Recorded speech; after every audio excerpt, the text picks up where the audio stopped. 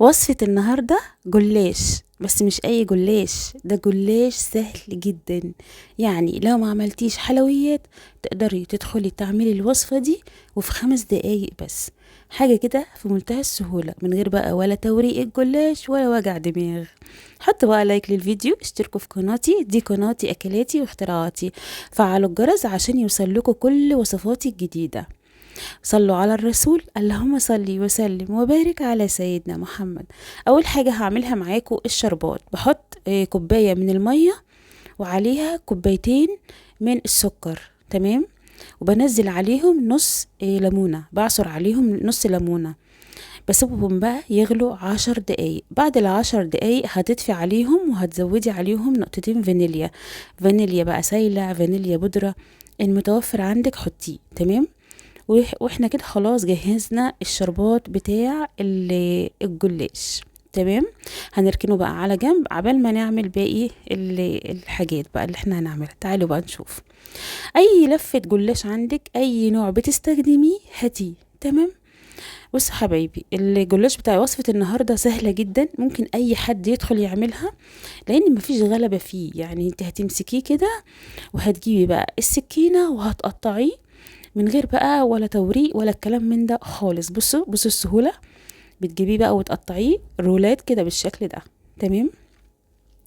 يعني لو ما عملتيش حلويات او كسلتي تعملي حلويات، هتدخلي على طول تعمليه كده. بصي في 5 دقايق بجد، مش هياخد منك اي وقت.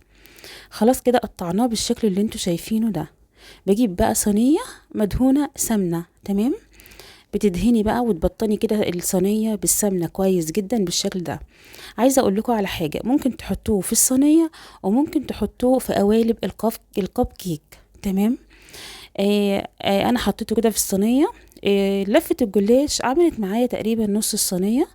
انتي بقى لو عايزة تزودي الكمية شوية تعملي بقى لفتين، هتاخد معاكي الصينية كلها، تمام. بس انا عملت لفة واحدة.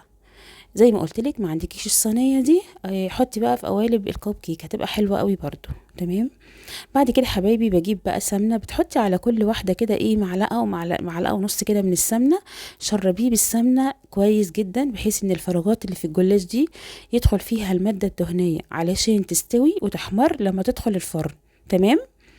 بعد كده بتكوني مسخنه الفرن قبلها، بتدخليه بقى وتسيبيه لمده، يعني بصي انا مش هقولك المده، كل فرن بيختلف على الفرن اللي يعني على الفرن.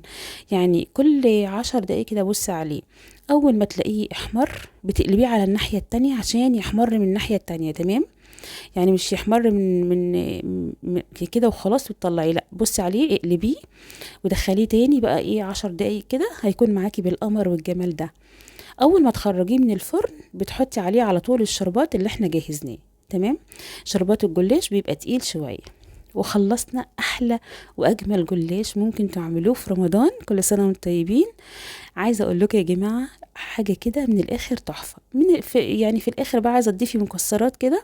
انا كان عندي سوداني، يعني فرماه كده، حطيت كده على الوش. حاجه كده طعمه يجنن يجنن. مفيش ولا اسهل ولا ابسط من كده. ممكن بنوتة عندها 10 سنين هتدخل تعمله. عايزة بقى لو عجبكم بقى الفيديو القمر ده تحطوا لايك، وما تنسوش اللايك، وتشتركوا في قناتي، وتشيروا الفيديو لاصحابكم عشان يعملوا الوصفة القمر دي ويدعي لكم.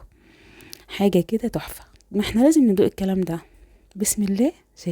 شايفين الشكل. عايزة اقول لكم طعمه يا جماعة مقرمش وتحفة. عايزاكم بقى تستنوني ان شاء الله في وصفة جديدة وفيديو جديد. وبحبكم قوي، ومع السلامة، وباي باي.